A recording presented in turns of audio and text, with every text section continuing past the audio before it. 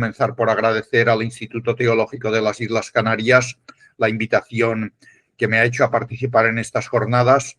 Ofrecemos mi conferencia, mi ponencia por medio de este vídeo. Gracias también a los que lo van a ver y van a estar interesados por el tema. Y comienzo desarrollando el tema que se me propuso, que es el amor. Ese es el título, el amor clave de la fe cristiana. Y comienzo con una pequeña introducción hablando de cómo la fe en Cristo es creer en el amor. Bien, digo que el amor es la clave de la fe cristiana porque define lo que es Dios y lo que es el cristiano. Y en estrecha relación con ello, el amor nos indica, por una parte, cuál es la voluntad de Dios y, por otra, lo que un cristiano debe creer y debe hacer. Dios es amor, repite por 2 veces la primera carta de Juan. Y cristiano, añade esta carta, es el que ama. Y precisa la carta, el que ama a Dios y el que ama a su hermano. Hay un texto en esta primera carta de Juan que podría muy bien ser la frase del Nuevo Testamento que mejor expresa la esencia del cristianismo. ¿Y cuál es este texto que podría resumir la esencia del cristianismo? Este es su mandamiento, que creamos en el nombre de su Hijo Jesucristo y que nos amemos unos a otros según el mandamiento que nos dio. La fe en Cristo, como revelación del Padre, se relaciona con el amor recíproco, como si este amor fuera la realización práctica de la fe. La fe en Jesucristo, que como Hijo nos revela al Padre, y el amor mutuo están indisolublemente relacionados. En el fondo, forman una única realidad, y por eso no puede darse la fe sin el amor. La fe en Cristo se traduce en el amor al prójimo, y a la inversa, el amor al prójimo manifiesta y expresa la fe en Cristo. La dimensión vertical que Dios nos ha mostrado, un amor que espera nuestra acogida, se prolonga en la dimensión horizontal, en la relación de amor de los seres humanos.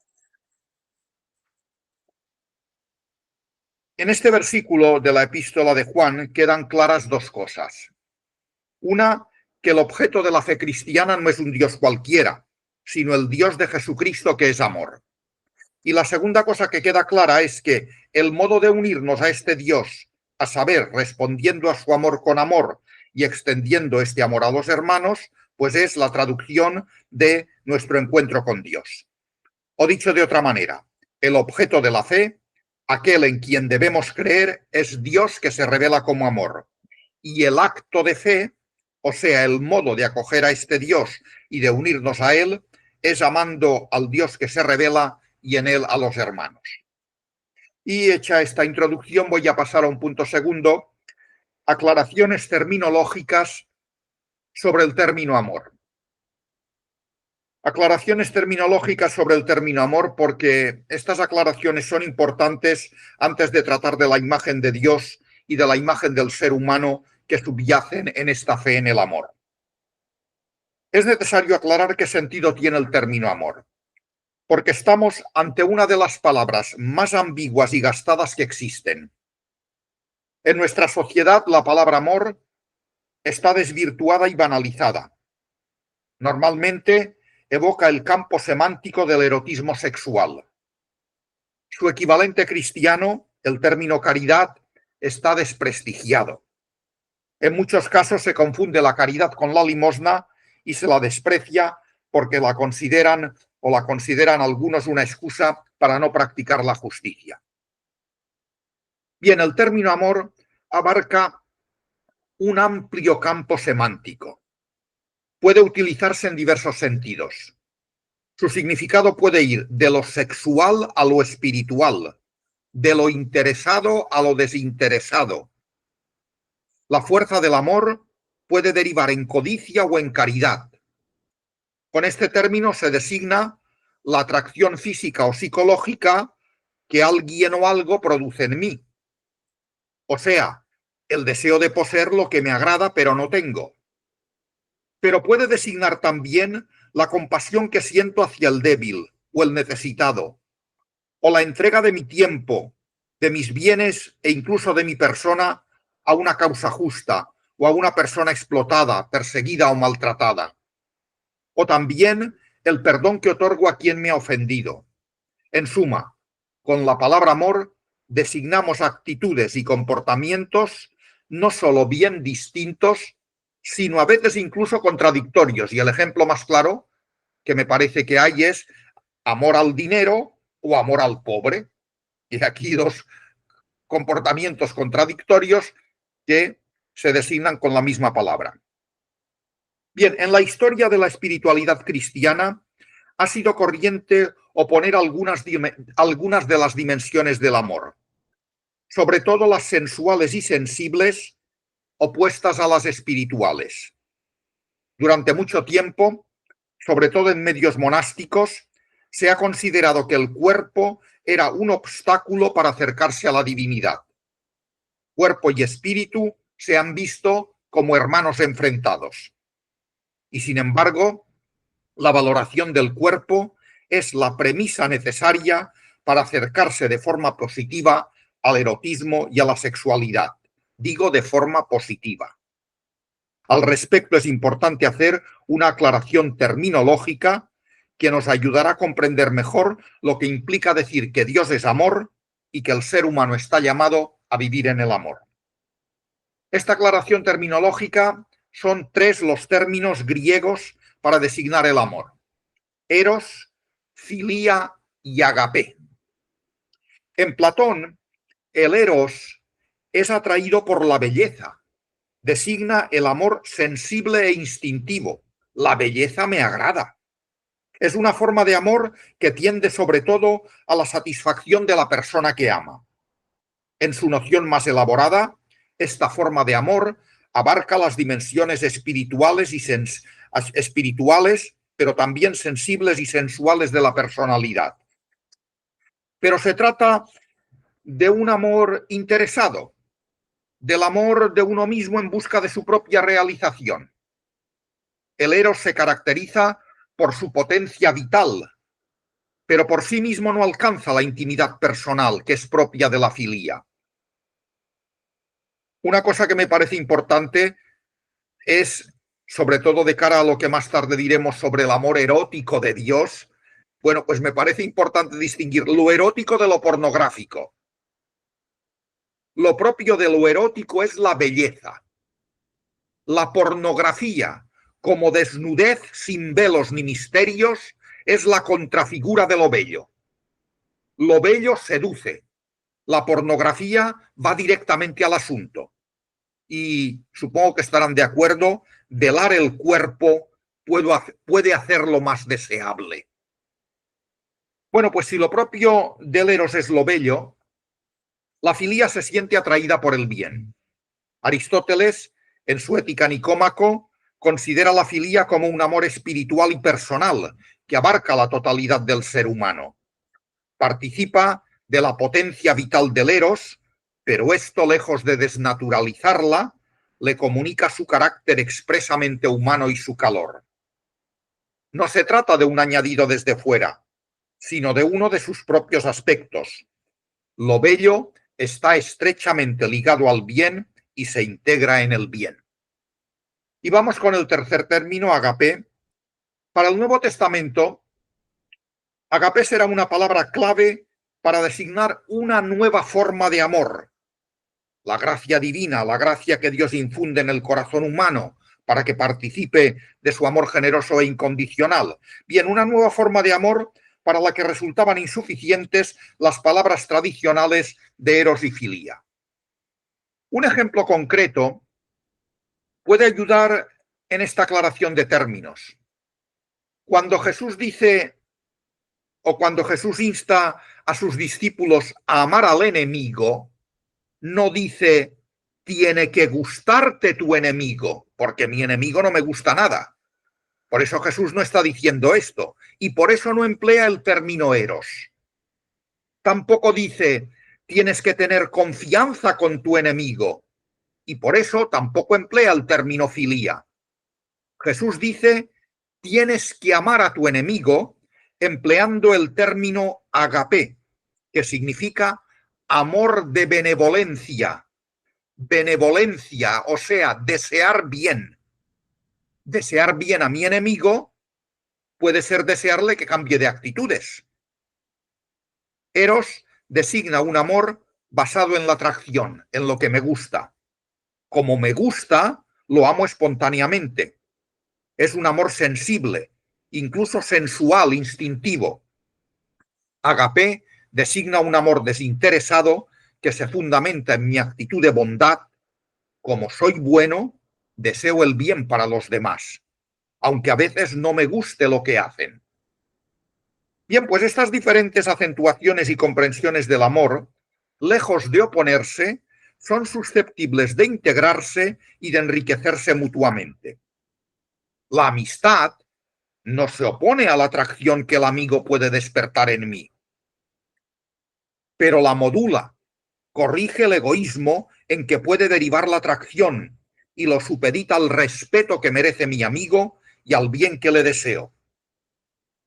La integración del eros en el agapé fue una de las claves de la encíclica Deus Caritas Est de Benedicto XVI.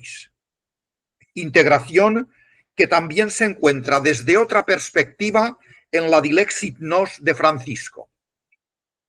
En realidad, más que de dos amores, se trata de dos dimensiones que pueden integrarse en el mismo y único amor. Yo puedo desear el bien de forma desinteresada a una persona que me resulta agradable, y este amor desinteresado no excluye que con esa persona pueda mantener manifestaciones de afecto, cercanía y cariño. Advierte Benedicto XVI que cuando las dos dimensiones, eros y agapé, se separan completamente una de otra, se produce una caricatura o, en todo caso, una forma mermada del amor. Y con estas aclaraciones ya podemos pasar a explicar o a desarrollar un punto que yo he titulado Dios es amor, eros y agapé.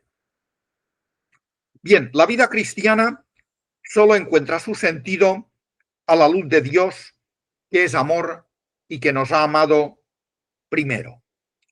Por eso, para entender correctamente el ser y la vida del cristiano, es necesario antes preguntarnos por lo que Benedicto XVI califica de nueva imagen de Dios.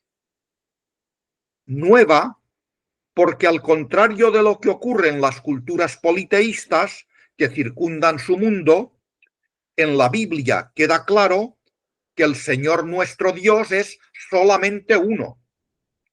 Más aún, Él es el autor de toda la realidad y crea porque quiere, o sea, porque ama.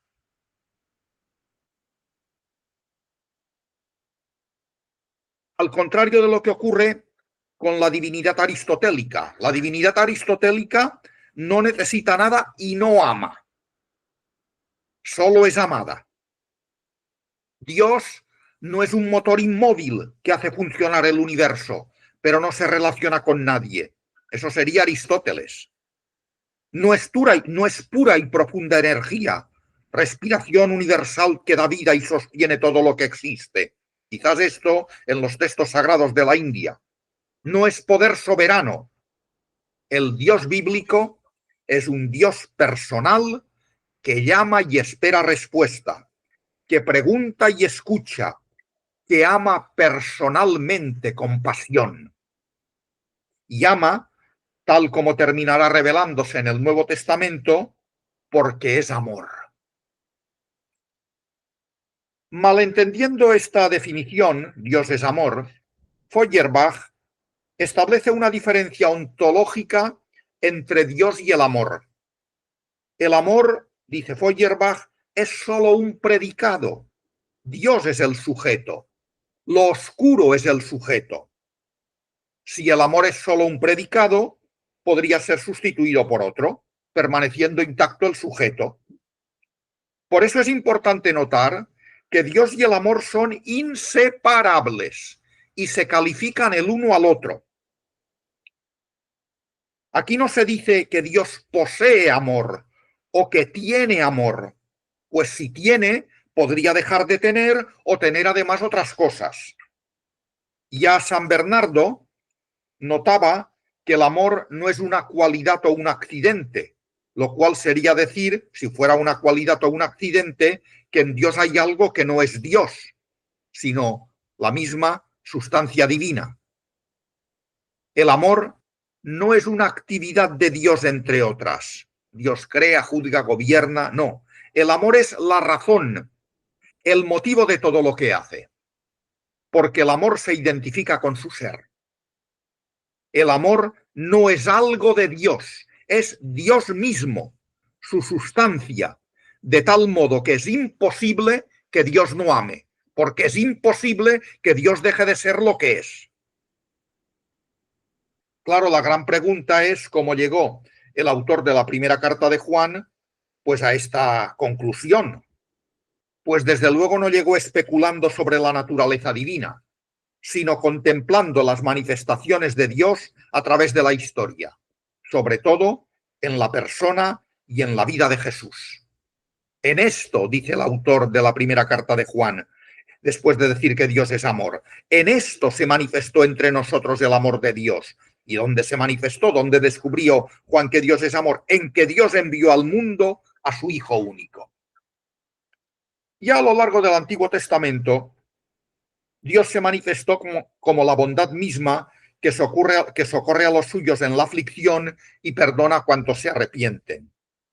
Pero en Jesús, el amor del Padre se manifestó con una generosidad inigualable. En Cristo, Dios ama a sus enemigos, llega a decir Romanos 5:10. Los escritos atribuidos al apóstol Juan descubren quién es Dios en función del misterio de Cristo, puesto que, como dice el Evangelio de Juan, el Padre y el Hijo son la misma cosa, y viendo al Hijo se conoce al Padre. De esta forma, el discípulo que Jesús amaba, habiendo comprendido todo el amor que había en el corazón de Cristo, ha concluido que en Dios existía un amor idéntico al que él había descubierto en Jesús. Y por eso afirma sin dudar, Dios es amor.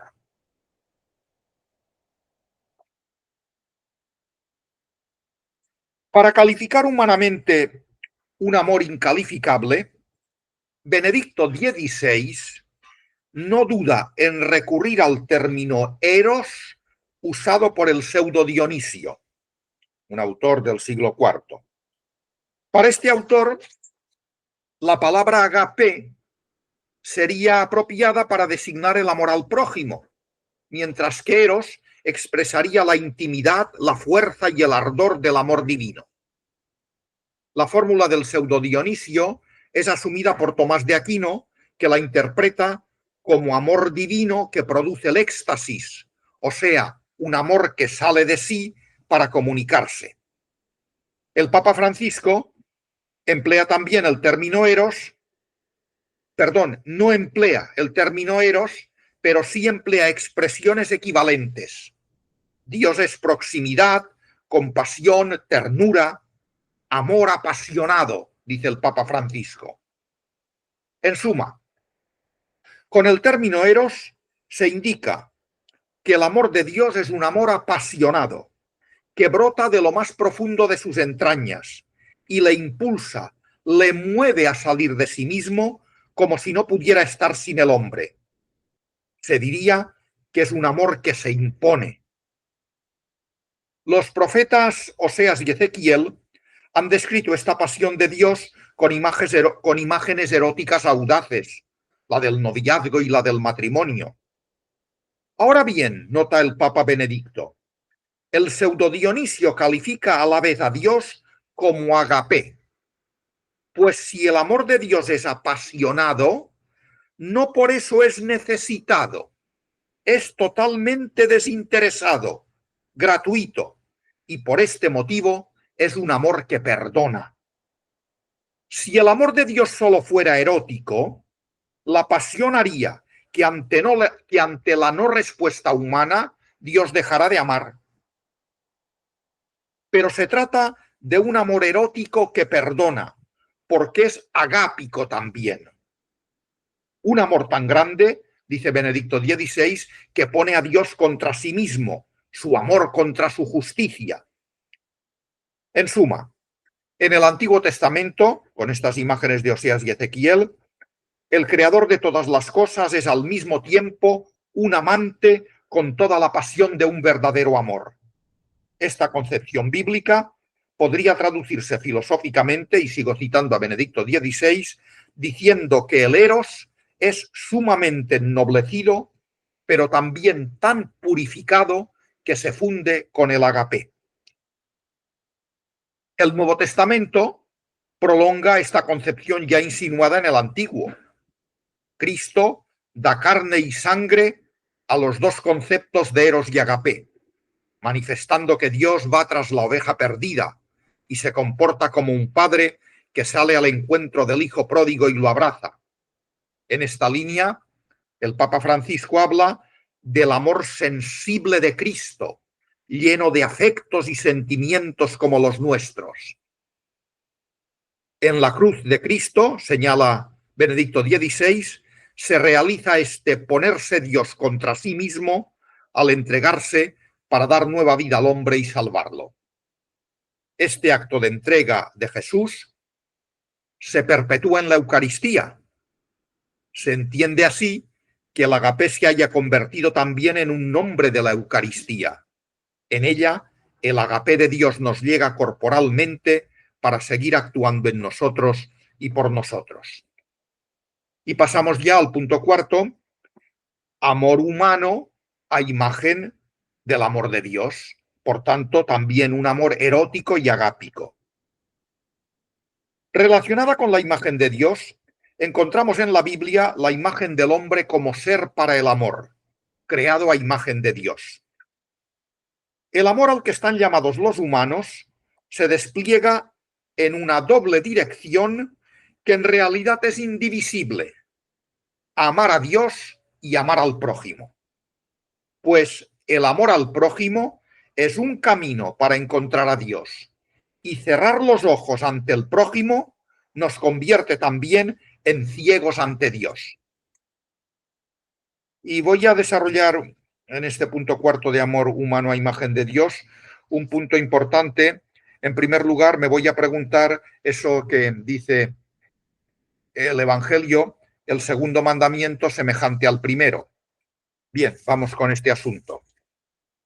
¿Por qué el amor a Dios y el amor al prójimo son indisociables? Hasta el punto de que quien no ama a su hermano a quien ve, no puede amar a Dios a quien no ve. Bueno, pues invitado a tomar partido a propósito de una disputa bastante común en las escuelas rabínicas de su época, y la disputa era ¿qué mandamiento es el primero de todos? Ante esta pregunta que le hacen, Jesús respondió: amarás al Señor tu Dios con todo tu corazón, con toda tu alma y con toda tu mente. Este es el mayor y el primer mandamiento. Pero a continuación, Jesús añade algo que no le habían preguntado. El segundo es semejante a este: amarás a tu prójimo como a ti mismo. De estos dos mandamientos penden toda la ley y los profetas. Bien, en su respuesta, Jesús ha enlazado dos textos del Antiguo Testamento. El primero sacado del libro del Deuteronomio, amarás al Señor tu Dios, y el segundo sacado del libro del Levítico, amarás a tu prójimo como a ti mismo. La coordinación de ambos mandamientos o de ambos textos no debió sorprender en demasía, porque esta coordinación ya la realizaban algunas corrientes de su época, como queda claro en el Evangelio de Lucas, en donde es el mismo legista que pregunta el que cita ambos textos del Antiguo Testamento. Jesús lo que hace es ratificar la respuesta que da el legista. Jesús le dice: ¿y tú qué lees en la ley? Y el legista une estos dos mandamientos. Y Jesús dice: pues qué bien, lo sabes muy bien. Bien, entonces la pregunta es, ¿dónde está la originalidad de la respuesta de Jesús? en la insistencia en el doble mandamiento unificado y en una precisión muy importante. El segundo es semejante al primero. O sea, el segundo es de la misma categoría, de la misma naturaleza, del mismo valor que el primero. ¿Cómo se explica esta práctica igualdad, esta equivalencia entre los dos mandamientos? ¿Cuál es el motivo de que formen juntos un precepto por encima de todos los demás? Que casi sean un único mandamiento. Como dice Marcos, en singular, no existe otro mandamiento mayor que estos. Resumiéndolos a todos, por tanto, siendo el motor de todos ellos. Bueno, pues a mi entender, hay dos razones que explican la igualdad de ambos mandamientos. Una subjetiva, por parte del sujeto que ama, y otra objetiva, por parte del prójimo amado. Por una parte, el amor al prójimo tiene un motivo divino al ser una imitación del amor que Dios mismo manifiesta hacia los hombres. Este amor tiene una cualidad divina, así como unas exigencias de universalidad y perfección que sobrepasan las fuerzas humanas.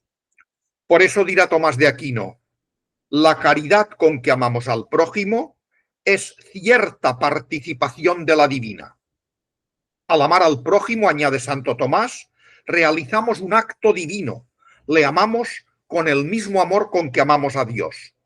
Y por eso el amor al prójimo tiene una dimensión teologal.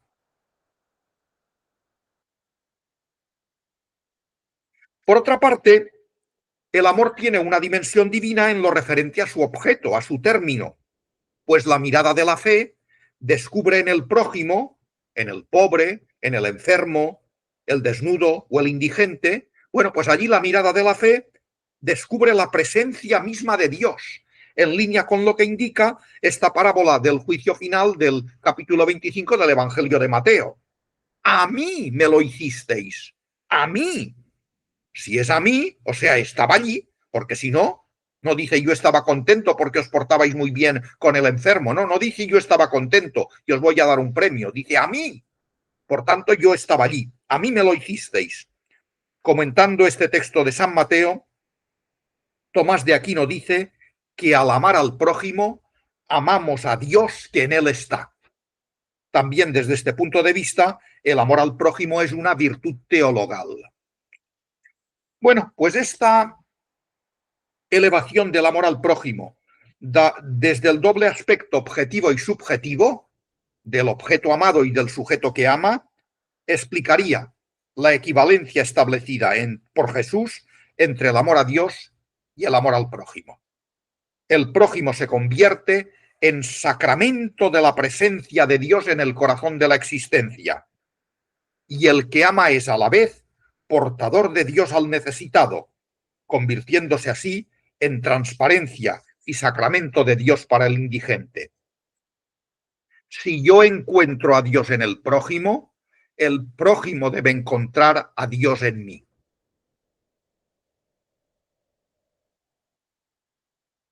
Se comprende así la grandeza y profundidad del amor al hermano. La sublime realidad que se encuentra en todo ser humano hace que cambie nuestra mirada hacia él y que todas nuestras fuerzas se orienten a su más decidida defensa. Así, el amor a Dios, lejos de ser una fácil escapatoria, se convierte en una suma exigencia, en lo más comprometedor y en el mayor de los motivos para luchar por una nueva humanidad sin discriminaciones ni componendas con la injusticia. Bueno, pues dicho esto, quisiéramos responder a dos preguntas que iluminan mejor la imagen del ser humano llamado a amar con un amor como el de Dios. Primera pregunta, ¿cómo es el amor humano y cristiano a imagen del amor de Dios erótico y agápico? Y la segunda pregunta, ¿es posible afirmar que cristianamente hay que amar con placer y pasión Comienzo, pues, este punto, eros y agape, como componentes del amor al prójimo. Bueno, la cuestión que probablemente más llamó la atención en la encíclica de Euscaritas Est fue la relación que Benedicto XVI establece entre eros y agape a partir de la siguiente dificultad. ¿El cristianismo, se pregunta Benedicto XVI, ha destruido verdaderamente el eros? Dicho de otro modo, ¿el amor cristiano es acaso un amor frío en el que los sentimientos, la sensibilidad y la pasión están ausentes? ¿Un amor que en realidad no es amor, sino sacrificio y obediencia? ¿Cómo es el amor humano y cristiano a imagen del amor de Dios? De hecho, el Nuevo Testamento ha relegado la palabra eros para calificar el amor cristiano y privilegiado casi de forma exclusiva el novedoso vocablo agape. En realidad, el agape, amor desinteresado, no anula el eros, amor apasionado, sino que lo integra purificándolo. Lo que antes hemos dicho a propósito del amor de Dios, calificado a la vez de eros y agape, se realiza en el amor del cristiano. Bien, pues para comprender la asunción del eros en el agape, hay que recordar que en el ser humano coexisten íntima e inseparablemente una dimensión corporal y otra anímica o espiritual. El hombre es al mismo tiempo unidad íntima de ambas dimensiones. Si el hombre quiere ser solo espíritu y rechaza la carne, ambos, espíritu y carne, pierden su dignidad. Al contrario, si repudia el espíritu para considerar al cuerpo como su realidad exclusiva, malogra igualmente su grandeza. Pues, cita de Benedicto XVI, ni la carne ni el espíritu aman. Es la persona la que ama, como criatura uniforme, de la cual forman parte cuerpo y alma. Solo cuando ambos se funden verdaderamente en una unidad, el hombre es plenamente el mismo. Únicamente de este modo, el eros puede madurar hasta su verdadera grandeza. Benedicto XVI reconoce que puede haber algo de cierto en el reproche que se hace al cristianismo de ser adversario de la corporeidad. Pero no es menos cierto que hoy el eros se degrada en puro sexo y se convierte en mercancía pornográfica. Sin embargo, el sexo solo encuentra su más auténtico sentido como expresión de amor. Entonces es humano y humanizador. El cuerpo que exaltan muchos de nuestros contemporáneos, un cuerpo joven, estilizado, bello, es un cuerpo para el consumo. Hay que respetar todos los cuerpos, todos sin excepción, el del enfermo y el del anciano también. Cuando así ocurre, el eros empieza a purificarse, supera el egoísmo y puede nacer el amor que se ocupa y preocupa por el otro. El amor que no se busca solo a sí mismo, sino que ansía el bien del amado. Por tanto, no puede contraponerse eros como amor mundano y agape como amor fundado en la fe. El agape está profundamente enraizado en lo humano y en lo mundano, y no puede desvincularse de las relaciones vitales fundamentales de la existencia humana. Y el eros, al vivirse en el contexto del amor que busca el bien del otro, trabaja para la felicidad del otro y desea ser para el otro. Así, el momento del agape se integra o se inserta en el eros inicial. En resumen, el amor es una única realidad, si bien con diversas dimensiones. Según los casos y los momentos, una u otra se pueden destacar más, pero nunca pueden separarse completamente la una de la otra. Cuando se separan, se produce una forma mermada o una caricatura del amor. En el Cantar de los Cantares encontramos un modelo de integración del eros en el agape. El libro es un poema de amor en el que se destacan las dimensiones sensuales, físicas y corporales del encuentro amoroso.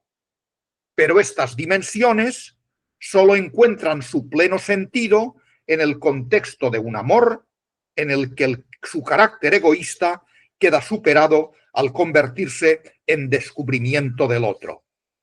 Las dimensiones sensibles y corporales del amor humano, lejos de ser malas, constituyen el suelo en el que la revelación divina se siembra y arraiga, crece y da frutos.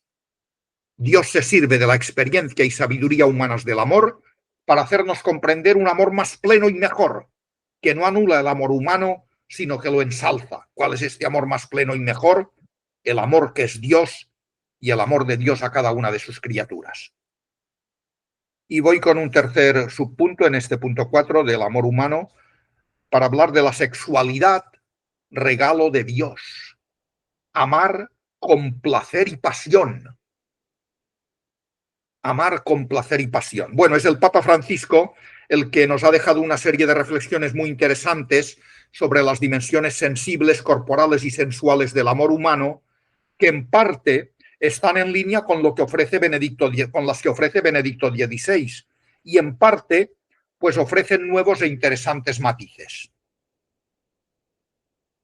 Sus reflexiones, las de Francisco, hay que encuadrarlas en el contexto del matrimonio cristiano como signo de la entrega total a Cristo y a su Iglesia, aunque también podrían aplicarse con los debidos matices y proporciones a todo amor verdaderamente humano.